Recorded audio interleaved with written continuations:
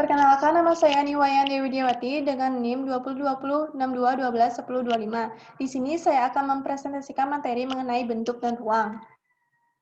Pengertian bentuk dan ruang. Pengertian bentuk menurut Vitruvius ialah bentuk merupakan hasil dipenuhinya syarat-syarat kokoh, guna, dan indah. Sedangkan pengertian ruang menurut Rudolf Amhim, yaitu ruang adalah sesuatu yang dapat dibayangkan sebagai suatu kesatuan terbatas atau tak terbatas seperti keadaan yang kosong yang sudah disiapkan untuk mengisi barang.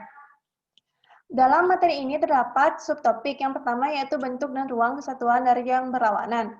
Ruang pandang kita biasanya terdiri dari elemen-elemen heterogen yang berbeda bentuk dasar, ukuran, warna, atau orientasinya. Untuk dapat memahami dengan baik struktur suatu ruang pandang, kita cenderung mengorganisir elemen-elemennya ke dalam dua buah kelompok yang berlawanan, yaitu elemen-elemen positif yang diindra sebagai figur dan elemen-elemen negatif yang menyediakan sebuah latar bagi figur-figur tersebut. Nah, dalam seluruh kasus, kita sebaiknya memahami bahwa figur elemen-elemen positif yang menarik perhatian tidak dapat eksis tanpa kehadiran sebuah latar belakang yang kontras. Oleh karena itu, figur dan latar belakang adalah lebih dari sebuah elemen-elemen yang saling berlawanan. Bersama-sama mereka membentuk sebuah realitas yang tak terpisahkan. Suatu kesatuan dari yang berlawanan, seperti halnya elemen-elemen bentuk dan ruang yang bersama-sama membentuk realitas arsitektur.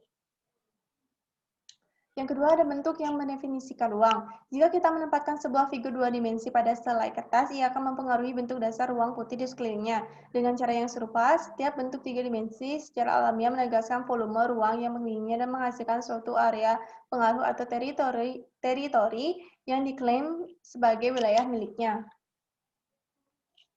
Subtopik yang ketiga ada elemen-elemen horizontal yang mendefinisikan ruang. Nah, dalam elemen horizontal yang mendefinisikan ruang ini terdapat yang pertama bidang-bidang dasar. Sebuah bidang horizontal yang terhampar sebagai sebuah figur di atas sebuah latar yang kontras dan mendefinisikan sebuah area ruang sederhana. Yang kedua ada bidang dasar yang diangkat. Bidang horizontal yang diangkat di atas bidang dasar menghasilkan permukaan vertikal di sepanjang tepinya yang memperkuat perpisahan visual antara areanya dengan bidang dasar di sekelilingnya. Yang ketiga ada bidang dasar yang diturunkan. Bidang horizontal yang diturunkan dari bidang dasarnya memanfaatkan permukaan vertikal pada area yang lebih rendah untuk mendefinisikan sebuah volume ruang. Dan yang keempat bidang di atas. Bidang horizontal yang diletakkan di atas mendefinisikan sebuah volume ruang antara dirinya sendiri dengan bidang dasarnya. Nah, bidang-bidang dasar. Agar sebuah bidang horizontal dapat dilihat sebagai suatu figur, diperlukan suatu perubahan yang jelas pada warna, nada, ataupun tekstur di antara permukaan-permukaannya maupun area yang mengelilingnya. Contohnya itu adalah jalanan Woodstock Expression di Inggris dan Istana Versailles di Prancis. Yang kedua ada bidang-bidang dasar yang diangkat.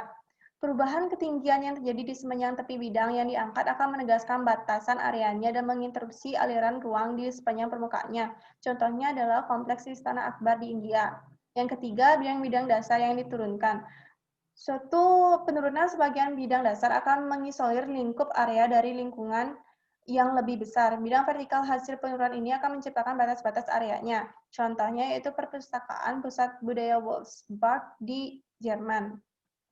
Yang keempat ada bidang-bidang atas. Suatu bidang atas mendefinisikan suatu area dengan ruang di antara dirinya sendiri dengan bidang lantai dasarnya. Jika elemen-elemen linier yang vertikal seperti kolom atau tiang digunakan untuk menopang bidang atas, maka mereka akan membantu memvisualisasikan batas-batas ruang yang diidentifikasikan tanpa mengganggu aliran ruang yang melalui area tersebut. Contohnya itu adalah Country Club Totsuka, Yokohama, Jepang.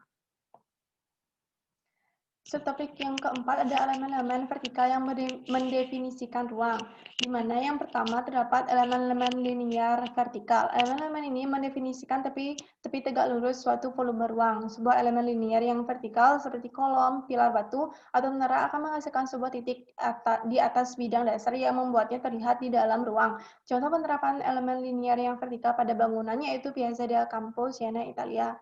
Yang kedua, bidang vertikal tunggal. Sebuah bidang vertikal akan menegaskan ruang di hadapannya. Sebuah bidang vertikal tunggal berdiri sendiri di dalam ruang, memiliki kualitas visual yang secara unik berbeda dibandingkan dengan sebuah kolom yang berdiri sendiri. Contoh penerapan bidang vertikal tunggal adalah Busur Septimus Severus Roma. Yang ketiga, bidang berbentuk L. Sebuah konfigurasi bidang-bidang vertikal yang berbentuk L akan memunculkan area ruang dari sudut keluar searah dengan sumbu diagonalnya. Aspek Sebuah konfigurasi bentuk L terekspresikan dengan baik pada contoh di bawah ini, di mana para petani Jepang dengan telaten menjadikan pepohonan pinus tumbuh rimbun berbentuk huruf L yang tebal untuk melindungi rumah dan tanah mereka dari angin musim dingin serta badai salju. Yang keempat ada bidang-bidang vertikal yang sejajar. Dua bidang vertikal yang sejajar akan mendefinisikan volume ruang di antara mereka yang diorientasikan mengikuti sumbu di kedua ujung terbuka konfigurasi tersebut. Salah satu contohnya ialah Champ de Mars, Paris. Yang kelima, bidang berbentuk U. Sebuah konfigurasi bidang-bidang vertikal yang membentuk huruf U akan mendefinisikan volume ruang yang diorientasikan terutama menuju ujung terbuka pada konfigurasi tersebut. Contohnya, sebuah gereja oval oleh Borromini. Dan yang keenam, 4 bidang penutup. 4 bidang vertikal akan menciptakan batas-batas ruang yang tertutup serta mempengaruhi area ruang di sekeliling penutupnya. Contohnya adalah rumah nomor 33 PN. Subtopik yang selanjutnya yaitu rangkuman tipologi elemen-elemen pendefinisi ruang. Contohnya pada slide. Nah, yang keenam, bukaan-bukaan di dalam elemen-elemen pendefinisi ruang. Nah, dalam bukaan-bukaan ini terdapat bukaan-bukaan di dalam bidang, bukaan-bukaan di sudut, dan bukaan-bukaan di antara bidang. Contoh ruang duduk rumah Samuel Freeman di California, karya Frank Lloyd Wright, di mana dinding berjendela menawarkan pemandangan yang lebih ekspansif dan memungkinkan kadar cahaya alami siang hari yang lebih besar untuk menembus ke dalam sebuah ruang. Yang ketujuh, kualitas ruang-ruang arsitektural. Pola-pola elemen planar dan elemen dasar yang mendefinisikan volume-volume yang terpisah pada ruang, serta keragaman ruang yang berfungsi untuk menghubungkan volume-volume spasial satu sama lain dan dengan lingkungannya. Kualitas spasial, bentuk, proporsi, skala, tekstur, cahaya, dan suara pada hakikatnya tergantung pada sifat-sifat penutup sebuah ruang. Yang kedelapan adalah tingkat penutupan. Tingkat penutupan suatu ruang biasanya ditentukan oleh konfigurasi elemen pendefinisi serta pola bukaan-bukaannya. Ketika bukaan-bukaannya semakin bertambah jumlah dan ukurannya, maka ruang akan kehilangan rasa tertutupnya, menjadi lebih terasa tersebar, dan mulai menyatu dengan ruang-ruang yang berdekatan. Contohnya adalah konstruksi pada proyek rumah pribadi.